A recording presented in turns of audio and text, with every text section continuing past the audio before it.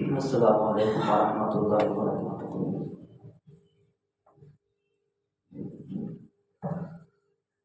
الحمد للہ لولیہ والصلاة علی نبیہ، اما بعد فاعوذ باللہ من الشیطان الرجیم، بسم اللہ الرحمن الرحیم۔ إنا عرضنا الأمانة على السماوات والأرض والجبال فأبين أن يحملنها وأشفقن منها وحملها الإنسان إنه كان ظلوما جهولا۔ وقال تعالى في مقام آخر: إن الله يأمركم أن تؤدوا الأمانات إلى أهلها۔ وقال تعالى في مقام آخر: يا أيها الذين آمنوا اتقوا الله وكونوا مع الصادقين۔ وقال النبي صلى الله عليه وسلم: آية المنافق ثلاث: إذا حدث كذب، وإذا وعد أخلف، وإذا اؤتمن خان۔ رواه البخاري۔ صدق اللہ العظیم وصدق رسولہ النبی الکریم، ونحن على ذلك لمن الشاہدین والشاکرین والحمد للہ رب العالمین۔ تمام تعریفیں اللہ ہی کے لیے ہیں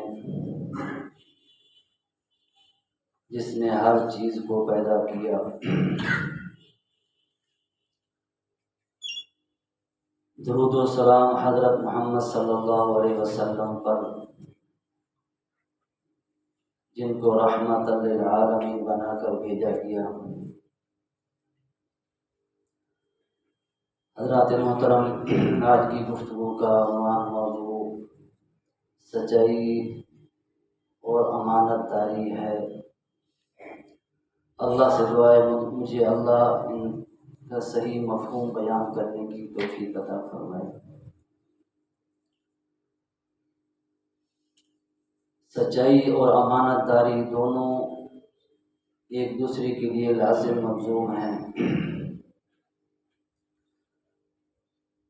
اللہ کی توفیق سے جن آیات کی تلاوت کی، ان کے اندر بھی اسی امانت داری اور سچائی کا ذکر ہے۔ اللہ تعالیٰ فرماتا ہے کہ ہم نے اپنے احکامات کی امانت آسمانوں پر پیش کی اور زمین پر پیش کی، پہاڑوں پر پیش کی۔ سب نے اٹھانے سے انکار کر دیا، اس سے ڈر گئے، لیکن انسان نے اٹھا لیا۔ انسان ظالم بھی ہے، جاہل بھی۔ تو امانت امن سے ہے، جس کے معنی بے خوف نہ ڈر کے ہیں۔ امانت امن سے ہے، جس کے معنی بے خوف نہ ڈر کے ہیں۔ جو آدمی حقوق العباد، حقوق الہی ادا کر لیتا ہے، وہ بے خوف ہو کر، نہ ڈر ہو کر امن اور حفاظت میں آ جاتا ہے۔ ایسی صفت کو اختیار کرنے والے کو امانت دار کہتے ہیں، اور ادائیگی کی صفت کو امانت داری کہتے ہیں۔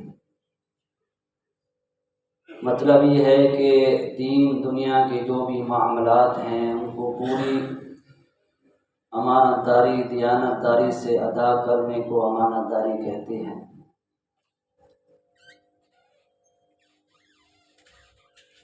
تو امانت کے حوالے سے کئی چیزیں ہیں۔ ایک تو ایک دوسرے کے پاس جو چیزیں رکھی جائیں، پیسے رکھے جائیں اور کوئی جنس کی چیز رکھی جائے، یہ بھی امانت کی چیزیں ہیں۔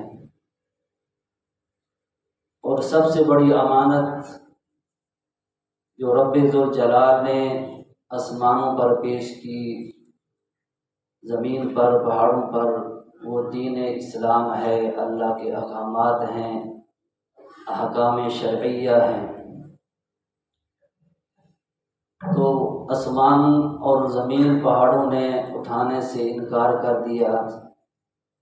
اس لیے نہیں کیا کہ سرکشی نہیں کی، بلکہ یہ کہا کہ ہم اس امانت کی پاسداری پوری کرنے سے قاصر ہیں، عاجز ہیں، اللہ سے ڈر گئے، لیکن انسان نے اس امانت کو قبول کر لیا، اس لیے کہ اللہ رب العزت نے کہا کہ جو بھی اس امانت کو پر پورا اترے گا تو اس کے ساتھ میری مدد بھی ہوگی، میری رحمت بھی نازل ہوگی، اس کو اجر و ثواب بھی ملے گا، اس کو انعامات بھی ملیں گے۔ اس چیز کو دیکھ کر انسان نے اس امانت کو قبول کر لیا، لیکن انسان ہی اس امانت کے حوالے سے سب سے زیادہ خیانت کر رہا ہے۔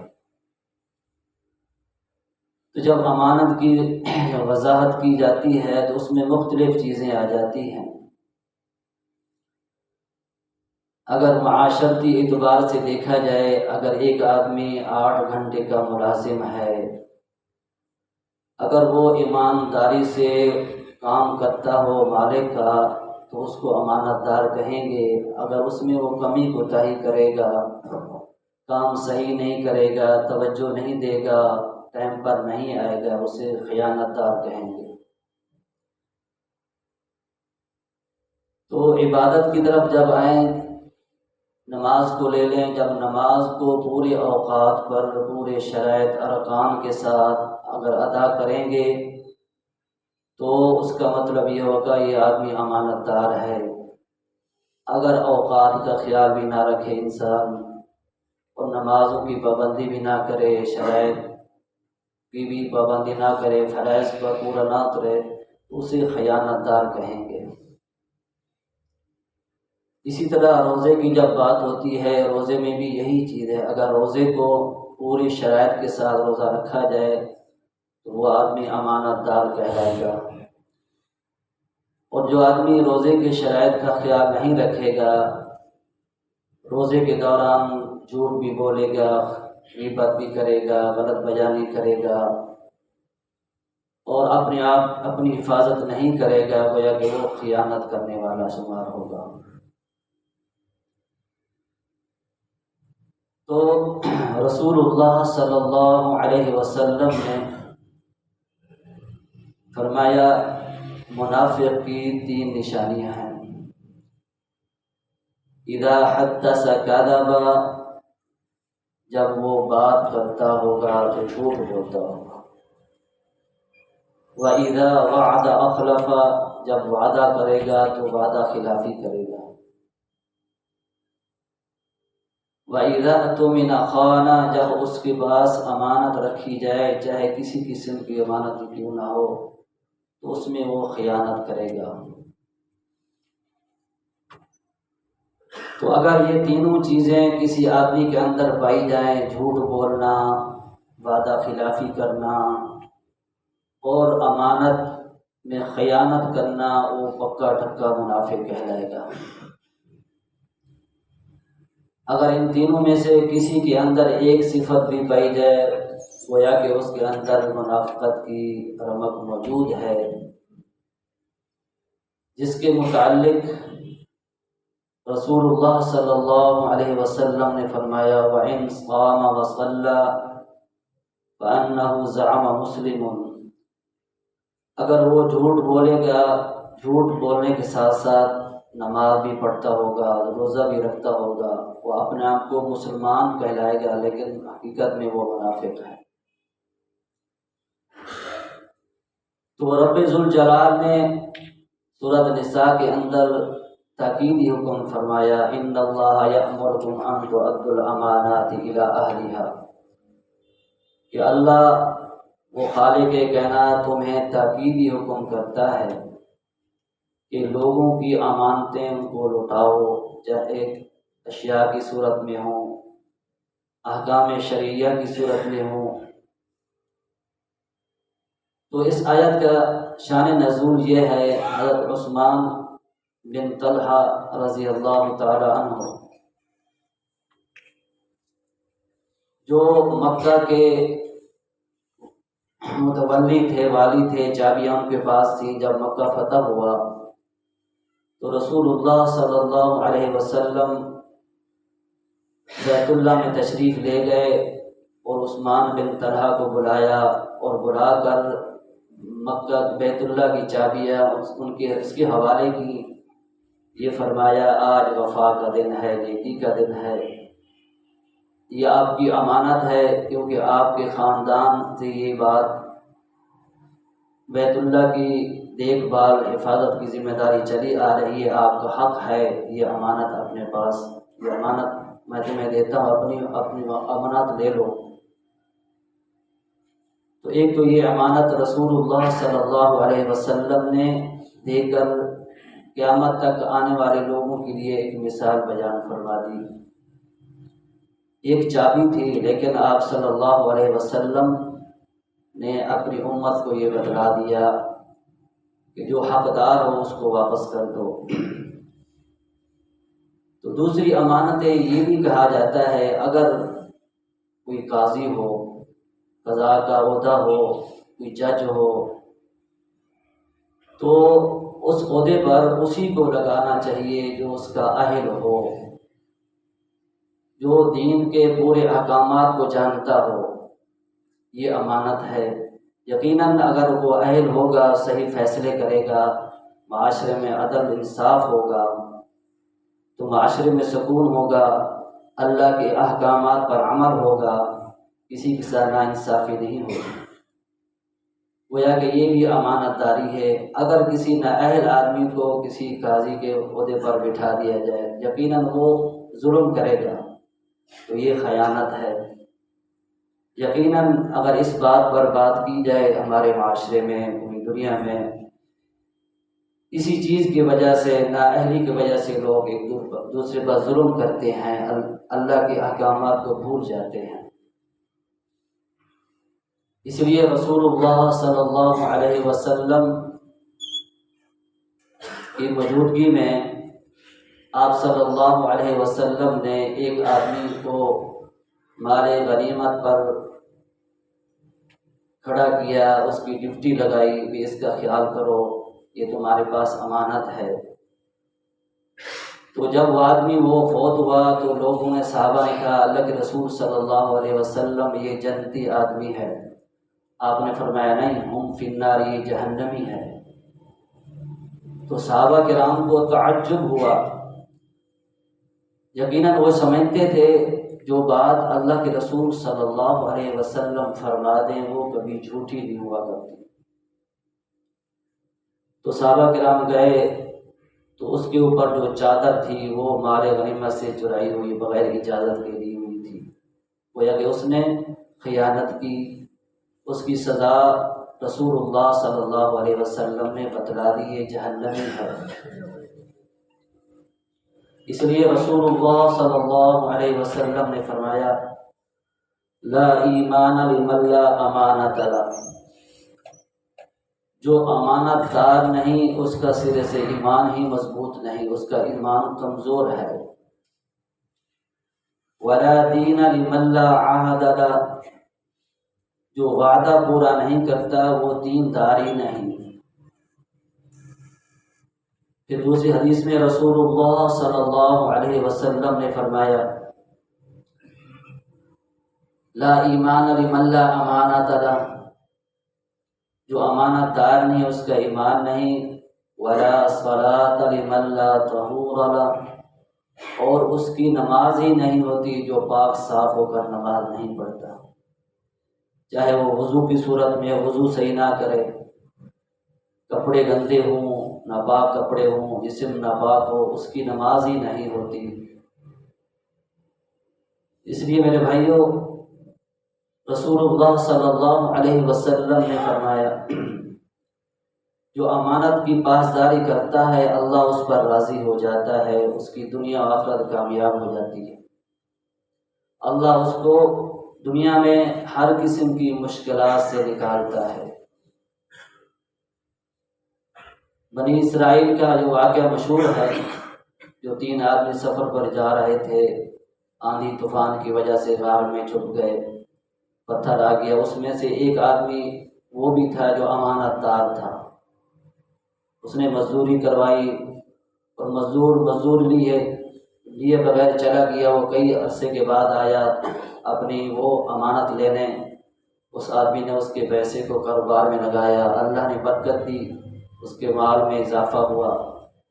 دیکھو وہ مشکل میں پھنسے ہوئے تھے، لیکن امانت داری کی وجہ سے اللہ نے ان کو اس مشکل سے نکالا۔ آج اگر ہم بھی اس بات پر، اس چیز پر عمل کریں، یقیناً ہماری بھی ہر قسم کی مشکلات اللہ حل کر سکتا ہے۔ تو امانت داری اور سچائی لازم ملزوم ہیں۔ جو امانت دار ہوگا وہ سچ بھی بولے گا، جھوٹ نہیں بولے گا، اور جو سچا ہوگا، سچے دین کو اپنائے گا، دین حق کو اپنائے گا، وہ خیانت نہیں کرے گا۔ اس لیے اللہ رب العزت نے ارشاد فرمایا، یا ایھا الذین آمنوا اتقوا اللہ وکونوا مع الصادقین، اے ایمان والو اللہ سے ڈرو اور سچے لوگوں کا ساتھ دو۔ تو سچ ایک ایسی چیز ہے، ایسی نیکی ہے، انسان کے کام آسان ہو جاتے ہیں، انسان کی زندگی آسان ہو جاتی ہے، انسان نیکی کی طرف جاتا ہے، اور یہ نیکی انسان کو جنت میں لے جاتی ہے۔ رسول اللہ صلی اللہ علیہ وسلم نے فرمایا، علیکم بالصدق، اے لوگو تم سچ کو لازم پکڑو، فإن الصدق یہدی الی البر، جو سچ بولتا ہے، سچ کا سہارا لیتا ہے، سچا ہوتا ہے، سچے لوگوں کے ساتھ دیتا ہے، وہ سچ اس کو نیکی کی طرف لے جاتا ہے، گویا کہ وہ آدمی نیک ہو جاتا ہے، اور وہ نیکی ایسی بن جاتی ہے انسان کو سیدھا جنت میں لے جاتی ہے۔ وَيَهْدِي إِلَى الْبِرِّ إِلَى الْجَنَّةِ، کہ رسول اللہ صلی اللہ علیہ وسلم نے فرمایا کہ وہ نیکی جو انسان سچ بولتا ہے، سچ بول کر نیکی کماتا ہے، وہ انسان کو الی الجنہ، جنت کی طرف لے جاتی ہے، انسان جنتی بن جاتا ہے۔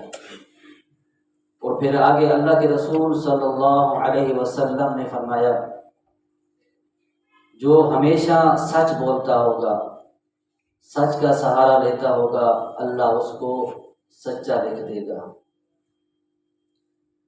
اس لیے سچ ایک ایسی نیکی ہے، کل قیامت کے دن اس کو وہ سچ نفع دے گا، اس کی وجہ سے اس کو نیکی ملے گی، اللہ راضی ہوگا، اس کے لیے آسانی ہوگی، اللہ کی رحمت ہوگی۔ یوم ینفع الصادقین صدقہم، اللہ رب العزت نے ارشاد فرمایا، قیامت کے دن سچے لوگوں کو ان کا سچ ان کو نفع دے گا، ان کو فائدہ دے گا۔ اور اسی طرح سچ کے مقابلے میں جو ضد ہے وہ جھوٹ ہے، اور یہی حدیث یہاں بھی فٹ آتی ہے کہ رسول اللہ صلی اللہ علیہ وسلم نے جو فرمایا، آیت المنافق ثلاث، منافق کی 3 نشانیاں ہیں، اذا حدث کذب، جب بات کرے گا وہ جھوٹ بولے گا۔ تو میرے بھائیوں، اس بات پر غور کرنے کی ضرورت ہے، کہیں ہمارے اس معاشرے میں یہ چیزیں موجود تو نہیں ہیں، اگر موجود ہیں ان سے توبہ کرنے کی ضرورت ہے، ان سے اجتناب کرنے کی ضرورت ہے۔ اگر ہمارا کوئی بھائی، ہمارا پڑوسی، ہمارا مسلمان بھائی اس جھوٹ میں ملوث ہے، جھوٹ بولتا ہے، تو اسے سمجھانا چاہیے، اسے قرآن و حدیث کا حوالہ دے کر سمجھانا چاہیے، تاکہ وہ ہمارا بھائی جھوٹ سے بچ سکے۔ اس لیے رسول اللہ صلی اللہ علیہ وسلم نے فرمایا،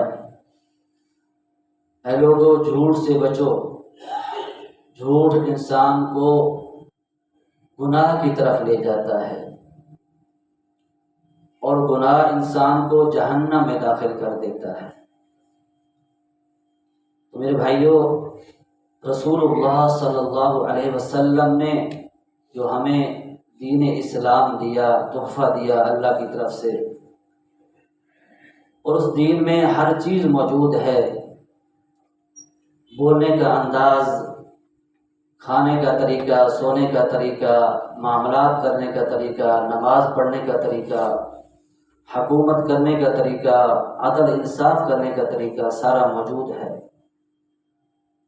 تو جب ہم امانت کی بات کرتے ہیں صد کے ساتھ ساتھ، تو حقیقت میں جو ملک پاکستان ہم نے 70 سال پہلے حاصل کیا تھا، اسی وجہ سے حاصل کیا تھا تاکہ ہم اپنے ملک میں اللہ کا قانون نافذ کریں، تاکہ ہمارے ملک میں انصاف ہو۔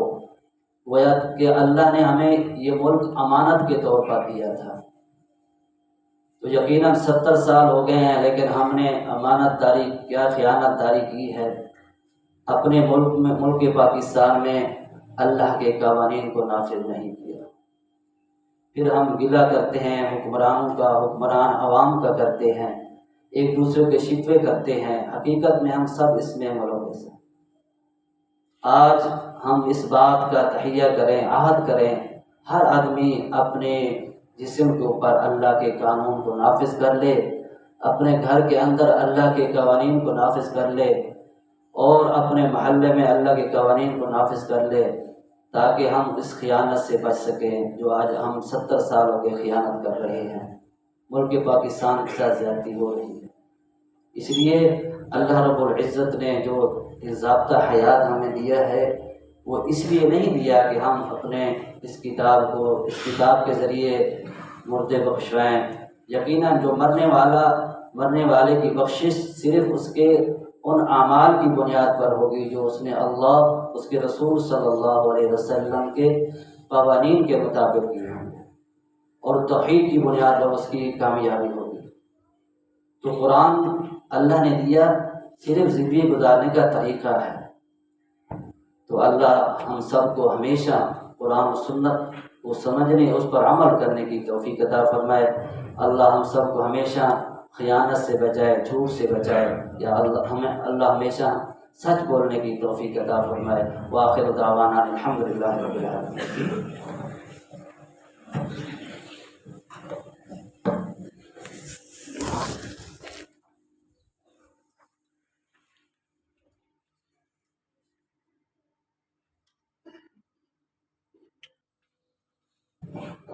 السلام علیکم ورحمۃ اللہ وبرکاتہ۔